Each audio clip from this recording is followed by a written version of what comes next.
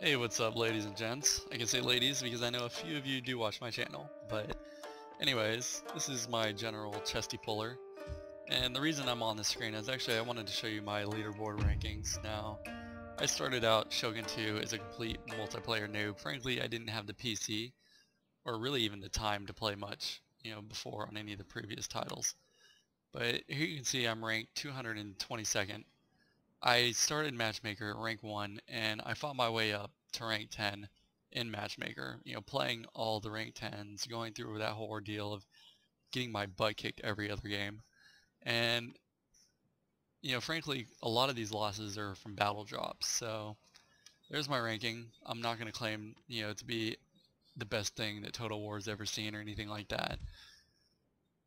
But I wanted to show you this replay. Now, I'm sure some of you saw the Total War Center, forum drama and whatnot. And the thing with that is, the first time I fought Swords and Arrows, I questioned as to why he was playing on small unit sizes when, I don't know, I view it kind of as an exploit. I brought almost 3,000 Koku worth of Bow Warrior monks to that fight, and they're so worthless on small unit sizes, I ended up having to use them as a melee unit. I still won the fight, barely, but, you know, that wasn't really the huge issue for me. And when I mentioned that post, on that post, the battle that I had previously fought with him, I didn't know he was the same guy. But anyways, here's the rematch where I guess he challenged me and another forum member, I came from outer space, to a fight. And fortunately I was, able to catch him in Matchmaker because he didn't see my friend request on Steam. So Rivertown. Now this is the map with the big hill where everybody rushes to try and get to this hill as fast as they can. I'm actually going to, feint my cav up there, make it look like I'm rushing for the hill.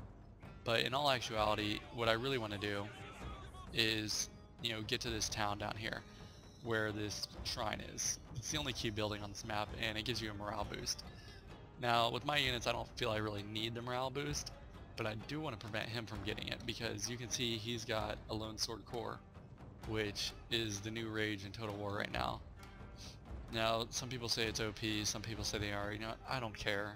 I mean, when 90% of my fights are against this same exact army setup, it's getting a little bit ridiculous, but anyways, now, Swords and Arrows, he has an exceptional win-loss record, and I personally just don't feel like his style of play matches his win-loss record. So I wanted to show you this fight so you can see. So first, you can see I'm bringing my cav up this hill, just trying to make it look like I'm trying to take a dominating position while I maneuver the rest of my army over to that town. And here he springs out 4 katana cav, which is really early in the fight, I think, to be busting them out. He probably should have snuck them around, took his time moving his army, snuck them around, and got them to a closer position where I'm actually going to set up if you really don't wanted to do some damage with them. So I'm trying to chase off his Great Guard with my Yari cav, hit his light cav, and I pull those guys back, and I'm bringing my Great Guard down here to intercept his katana cav. Because as you know, I mean, Great Guard will just rape katana cav any day of the week. All 4 of these units, if he tried to sit here and fight me, would get decimated really quickly. So I managed to close with some of his katana cav, but some of them get away too, which is fine. I'm trying to get my army set up. I was making a beeline for this town, for the shrine, but when I saw it look like he was going to disentangle some of his cav and bring him to attack, I decided to, readjust my army and prepare them for his charge. Which, alright, a huge mistake here is he's running his units in a wedge formation, which, as most players know, is just absolutely terrible to run your cav in a wedge. They are considerably slower and harder to maneuver, and you'll see how hard they are to maneuver right here. As he's trying to turn, he cannot turn fast enough, and really just puts himself in range, and perfect firing position for my matchlocks. Right there, 1 matchlock volley, and the unit is almost halfway down and getting ready to rout. I was able to counter with my Yari Ashigaru, and he decided to go for a quick hit on my Katana Sand Switch. They did a decent amount of damage right there. Out of 120, they only have about 95-ish left. But that's beside the point. The main thing I was able to do was, turn my units around and effectively take out that cavalry unit fairly quickly. And I'm going to catch this other one with my other Great Guard. So at this point in the battle, he's got these spears all the way down here. I'm not sure why he is just chilling here with his lone swords. So I decided to go ahead and I got my bows ready to go. I'm just going to leave them there for a little bit and try to take down his Yari Ashigaru as much as I can before I, reposition my forces. Over here on this flank, you can see I brought my 2 Yari Cav, 47 and 48 out of 60, both those units, and I dismount one. I was hoping he would bring his Great Guard over here and fight my dismounted Yari Cav, but one good thing that my opponent did do was bring a Yari Ashigaru with his Cav to fight with them. So that was actually a really smart move. If I had been able to fight these Great Guard dismounted without having to worry about another unit coming, I'm fairly certain I could have taken him out with these dismounted Yari Cav. But, he made a good move there. So now I'm just trying to reposition the rest of my forces to support my Cav over here. And once again, my opponent has this lone sword core. And one of the big benefits about this is, your ability to strike fast and to strike hard. He took a long time, just sitting up here on this hill. I'm not sure what he's doing. He is giving my balanced army, exactly what I want. The opportunity to get myself set up in a defensive position and wait for his attack. Because when you have an army like this, you have to play offensively. I mean, you can't camp. I mean, you could with an army of lone swords, I guess, but nobody's gonna be stupid enough to fall for that. And I'm certainly not charging my forces up a hill and into trees to attack his lone swords, not when he's got me outnumbered, fairly strongly on an infantry level. So now you can see I'm repositioning my bows just to try and take down these lone swords, or these Yari Ashigaru. And here's a neat little trick you can do with your Cav. Now, say a lot of opponents, what they'll try to do is bring a Yari Cav down to capture a key building. And say all you have is the Cav unit free, what you can do is just put your Cav, don't dismount them, just put them in the circle. So even if troops are in that key building circle, they won't be able to capture it, and you don't have to dismount your Cav to do it. So, say he tries to bring his Yari Ashigarus around to attack your horses, you just keep on moving him around, kiting him around, pretty much playing chase with spears and horses. And, for as long as you have to, just to prevent him from capturing that key building.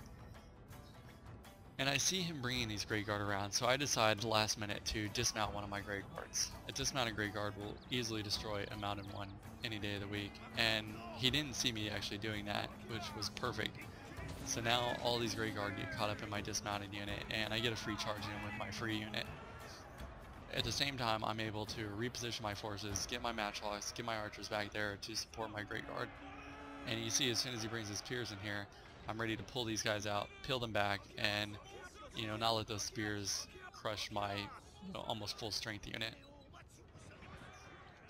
You can see my dismounted unit is 24 out of 60, and it is really handling these other Great Guard units, 14 and 13 out of 60. And these Yari Ashigaru, they'll die to dismounted Great Guard as well, but it's kind of pointless now that I got my bows and my matchlocks out.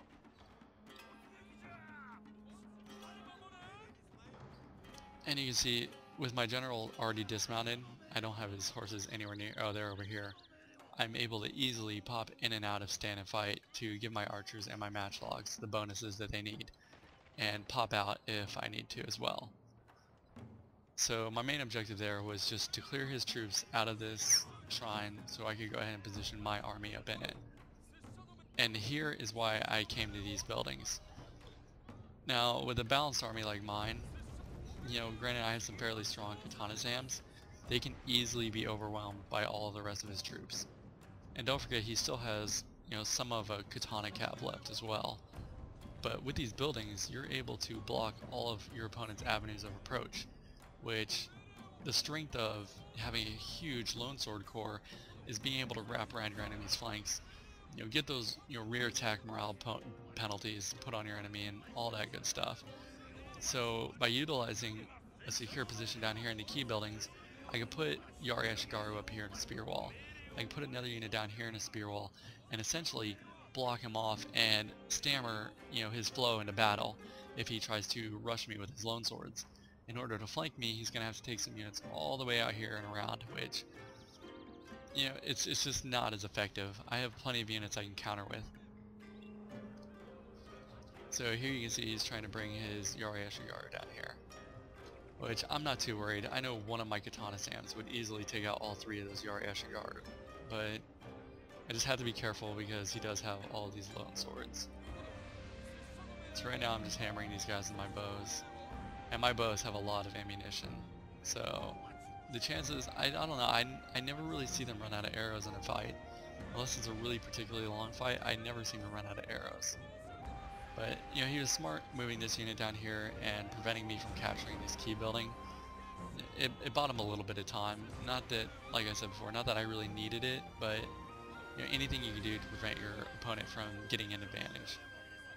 Whether, you know, it's a shrine or a sword dojo or anything like that.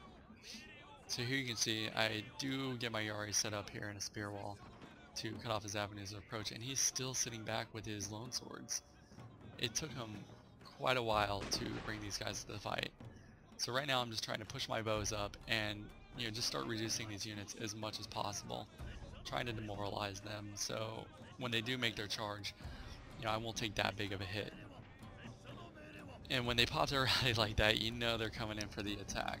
So I go ahead and I send my other Great Guard unit up here to try and, you know, hit his forces, disrupt them, and buy my units some more time to get set up. Which, you know, they do a pretty decent job, but these lone swords, you can see they're just tearing up my Great Guard really quickly. He doesn't even have any spear units over there, and those guys are just really doing a number to my Great Guard. But I do manage to, you know, get my bows, put down some good fire on some of these lone sword units. And here my opponent makes another good move. I mean, despite the fact that his cav is in a wedge, but I was not paying attention. I was, you know, trying to control my bow warrior monks, and he was able to sneak this katana cav around me. Which, you know, they're going to get a pretty solid hit. I don't see it till the last minute, and I try to countercharge with these katana samurai. They're going to take another charge. They didn't lose that many units this time. If you had been spread out wider, I think he would have taken out a lot more of my units. But I've got this dismounted Great Guard as well, fighting these katana cav and my Naginata monks. He breaks through my spear wall up here, so I throw these 2 units of katana samurai up here just to slow him down and let my matchlocks put down fire. And now that I've readjusted my bows, I'm going to try and target his general, which is the main weakness for these lone sword armies. I'm sure most of you know this, but, you know, just to go over it again. So here you can see I have one unit of katana samurai fighting 1, 2, 3, 4, 5, you know, essentially 6 units on its own.